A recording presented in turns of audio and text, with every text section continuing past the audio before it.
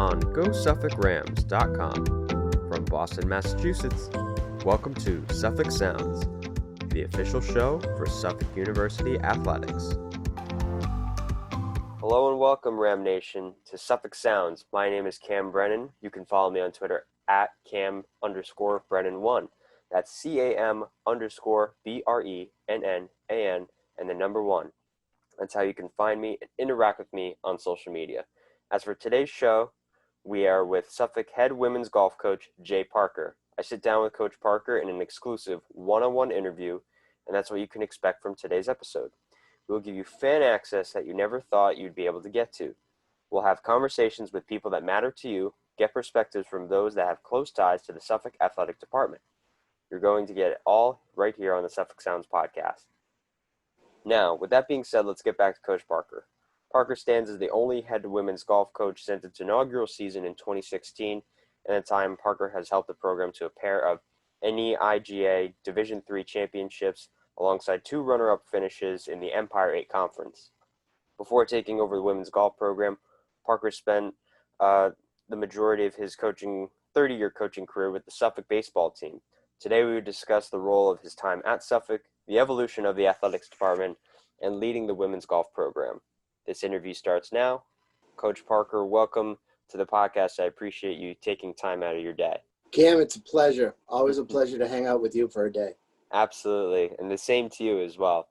Now, we were down in Florida when we got the news of COVID and whatnot and quarantine, but I wanted to ask you, what were some of your quarantine activities, or if you were cooped up in the house, what were some of the things that kept you busy? Unfortunately for me, I was my real job working on the commuter rail, running the control center, I am an essential employee. So unfortunately, I was working the entire time. You were cooped up in your parents' basement, you know. Yeah, I agree with that. I definitely had to keep myself busy for the time being until we were welcomed back into the Ridgeway building. But I did, though. I did. Everybody who knows me knows that I'm not a big food shopper and I'm not a big cook, but I did both during the pandemic. I've become a tremendous food shopper and a tremendous cook.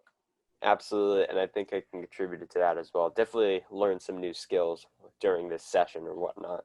Now, when we were able to come back to campus, everyone kind of was relieved and happy, but you've been with Suffolk for almost 2 decades now, with the baseball team for a majority of that time, and now holding the reins of the women's golf program. But I want you to just take me through your time with Suffolk. When did you basically get your start with the Rams, and how did you progress through that so far? So the original story is that Coach McConnell, 25 years ago, was my assistant coach for a program that I ran in the summertime in Boston. So he was under my helm. He took the orders from me. And it was we had a great relationship that blossomed back then. He invited me he'd been on me. You need to come coach at Suffolk, great kids, great school. And I finally took him up on that offer in 1999 and came in the fall of 1999. And obviously our 2000 team had tremendous success. We were 38-9. We won the GNAC. We went very far in the NCAA regionals. Then I was his lucky charm and he couldn't get rid of me. Transitioning to, you had that role and still help out with the team from time to time. In 2016, you were handed the women's golf program as well. Can you talk to me about that?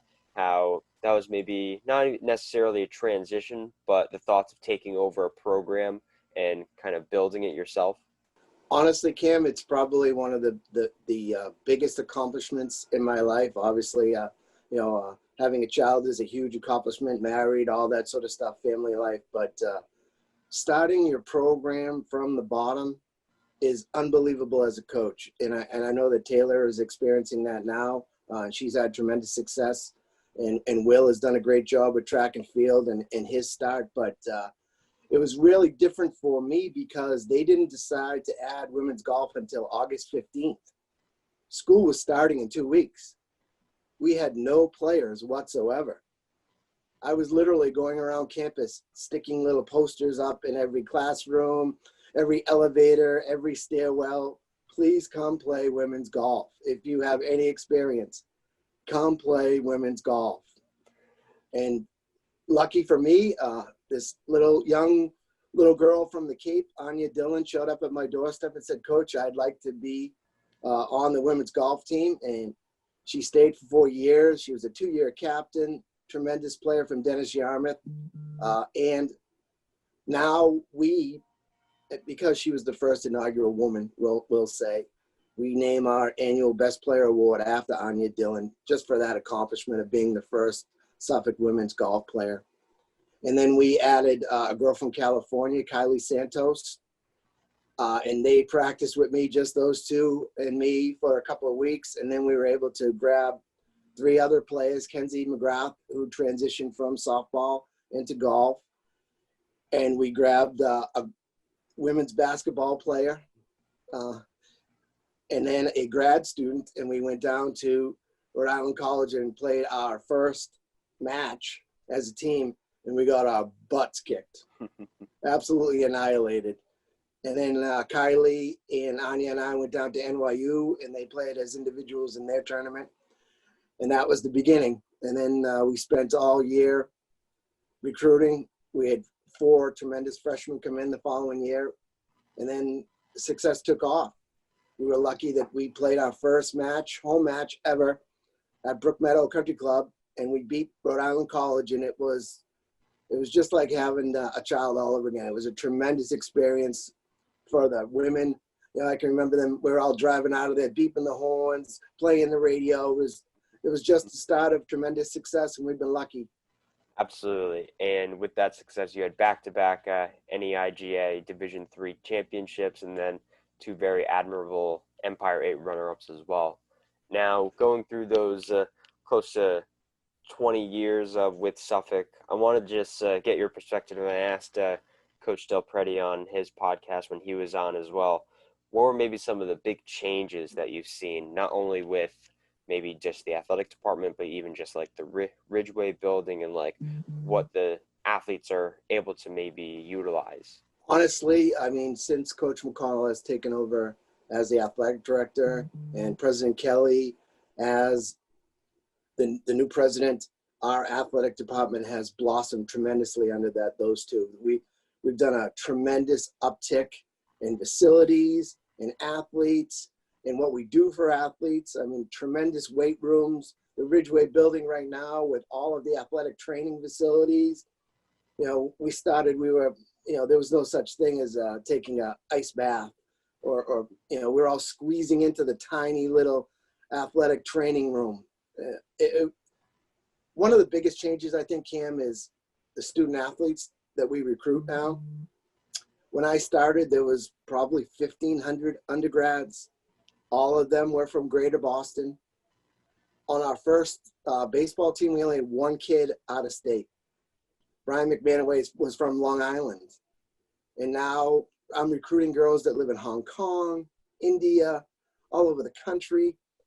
Suffolk has gone viral internationally. We have tremendous success with our international students. And I think that it comes to what we're doing as a school. The university has grown tremendously with all the dorms and all the new academic buildings, the student union. I could go on and on and on. But I mean, just you yourself know, in the last few years, the Ridgeway building construction and what that has done for our athletic department. Team rooms, film rooms, our locker rooms, tremendous facilities, just a tremendous job by the athletic department. Yeah, and especially with the growth of new programs, especially in 2016, and welcomed a handful of new programs, giving more opportunity to more students to excel and play their sport on a Division III collegiate level, which I think is something that goes unnoticed. When you give that opportunity to more people are going to thrive and have a better college success and a college opportunity. I agree 100%, Kim. I mean, right now, the experience that we're giving our student athletes is probably top 3 or 4 in New England. And I completely agree with that, with everything that we've talked about so far, and how the students themselves have had this opportunity to experience all these new developments and all of these new facilities. I know Coach Dub pretty talked about how when he was on the baseball team, they sometimes didn't know where they were going to play.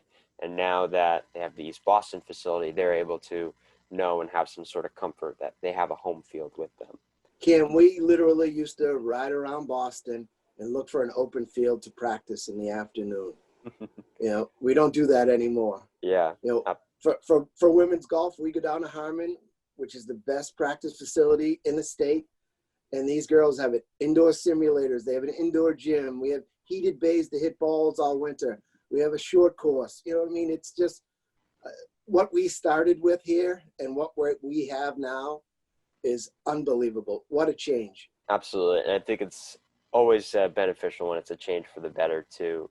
Now, we touched briefly when you took over the reins of the women's golf program, but take me through like your initial thought process of you were handed the reins as the program coach, and you said like the first thing you had to do was you put up flyers and you had to just try to get bodies that were going to be able to be on the team and were going to be able to compete. But take me through that, maybe that first season. It was like, what was some learning experiences that you picked up on?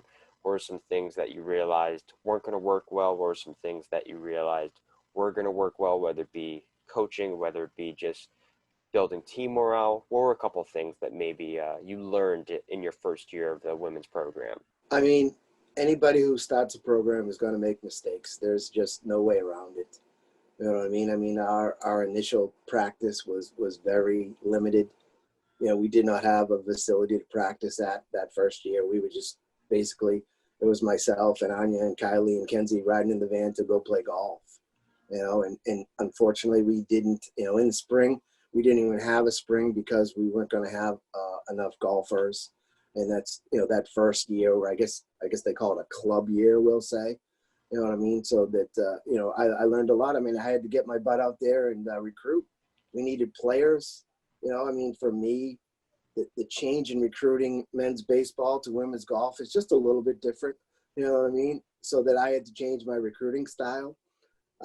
As you know, I'm very loud. You can hear me in the athletic department building. Before you see me, you hear me. So I am the hurricane of this athletic department. We've lived together in Florida, so you know how I am as a roommate. Yeah. So I mean, those things I had to change my approach a little bit with the women. Not that, for me, it's been a tremendous success and a lifetime dream to coach a lot of these women. Some of the greatest kids that I've ever coached right now have been on Suffolk Women's Golf. My two captains right now, Nicole Antonucci and Brooke Chapman, are two great student athletes. You couldn't ask for two finer people. Anya Dillon and Mackenzie McGrath, just what they started the program with and what they ended with, it was night and day. They went out as a conference championship. We won the Northeast Women's Golf Conference first championship 2 years ago.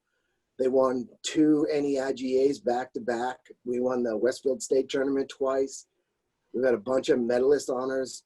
And honestly, Kim, what I'm most proud of is the academic portion of these women. Our team CUME is 3.75. It's the easiest job in the world to coach these women now. I don't have to do anything. You know what I mean? They get after it in the classroom. I don't have to push anybody to study. They take their books on the road. I have to tell them to go to bed, put their homework down and go to bed. So that's been much easier. The men are a little bit more difficult to, they challenge you tremendously, where the women, knock on wood, have made it easier for me. Absolutely. And I think it's something easy as a coach when you don't have to kind of push an athlete to go for it and do your best. And I think that's something that any coach would want to have. Absolutely. No question about it. Makes my job very easy. Now, you talked a little bit about that great team success, not only for yourself, but the team in general, but also the individual success and those individual accolades. Can you describe me the feeling of maybe receiving that plaque for when you won the NEIGA conference championship twice, or seeing one of your athletes win top marks at a competition? Can you take me through some of the emotions of that and how you felt? Especially the first one, honestly, the first NEIGA, I almost broke down in tears. It was so emotional. Honestly, it's like having another child again. Those girls, Women, I do call them girls at times, but they are women. Just the euphoria that happened when we realized we won our first NEIGA. And I called Coach McConnell the night before. I said, we have a chance to win this thing. You better get your butt down here. You're the athletic director. And he said, really? You guys are winning? And I said, yes, we're winning. You need to get down here. And he came down and he drove around with me, and he was just in shock at how well these women were playing and how far they hit the ball and all the success that we had. And like I said, it was almost, I was almost in tears, Cam. Honestly, it was just so proud. I'm like a proud dad. You know what I mean? Here's my 5 little kids that I'm so proud of. They did a great job. They played their butts off. They gave it everything they could. And the next year we had a medalist. Anya Dillon was the medalist. Just awesome success. In our first match ever, Brooke Chapman, freshman, boom, medalist right off the gate. Comes out, first tournament ever, no nerves. She shoots 83 right out of the gate. And now I look at the opposite side where her counterpart, Nicole Antonucci, didn't do very well. She shot over 100. Last year, she won the Huston tournament shooting 77. So I look at the tremendous growth that we've had as coaches. I think that we're starting to do things that are working for the women. They're improving their short game. They're being a much better manipulator of the golf course. Game management has improved tremendously for these ladies, so that I guess what we're doing now is working out. Absolutely. And definitely with that team success and looking forward, and I want to get your opinion and just see what you hope for maybe and what you look forward to with the women's program as it progresses. And again, it's still a very young program and it's seen a lot of success on the team and individual level. But what are some things you're looking forward to with the program, whether it be building out a much larger roster, whether it be having more tournaments and more expansive tournaments, or having more team success, more home meets potentially? What do you look forward to the program's potential? Program depth is something that I'm working on as a coach.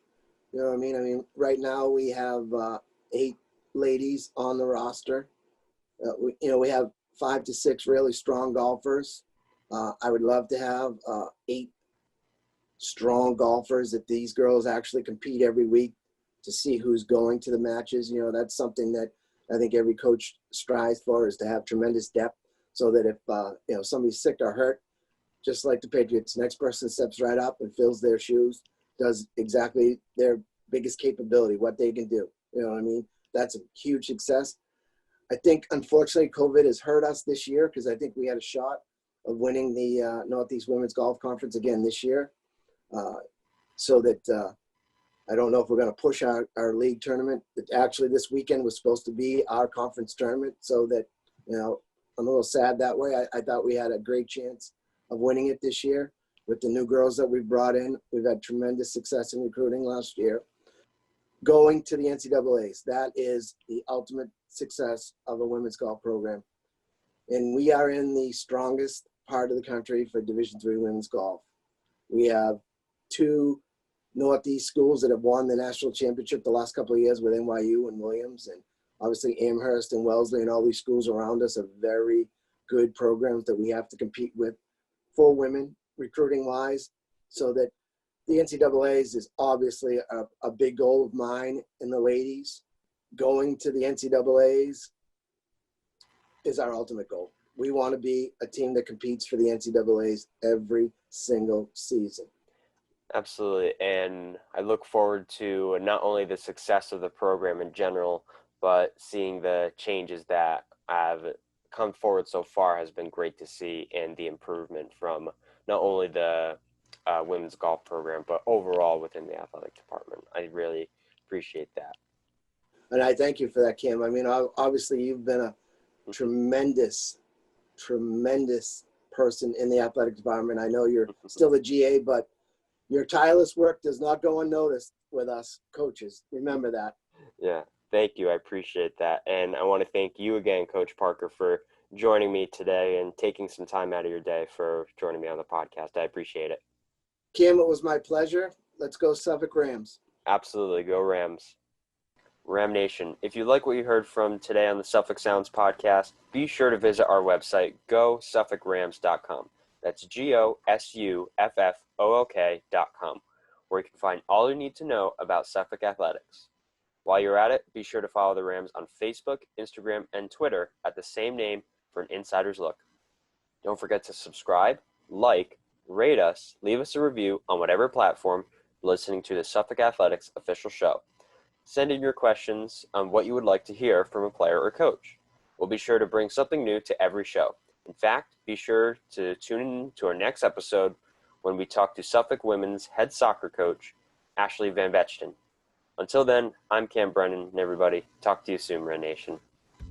This has been Suffolk Sounds. Don't forget to subscribe, like, rate, and review however you listen to your podcast.